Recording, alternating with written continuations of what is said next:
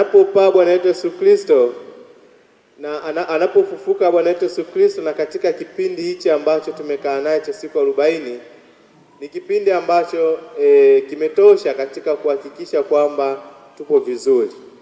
Na sasa anarudi anatupa nafasi ya sisi kuweza kuyatekeleza yale ambayo alitufundisha, yale ambayo daima tulikuwa tunajifunza kutoka kwake kama mwalimu wetu. Unapokuwa mwanafunzi ukiwa shuleni, muda mwingi uko na walimu na walezi pale, unakosa nafasi ya kujitambua wewe mwenyewe, hivi nikibaki peke yangu mambo yanaweza kawaje. Kwa hiyo unaporudi likizo unakuwa mazingira tofauti na yale ambayo ulikuwepo.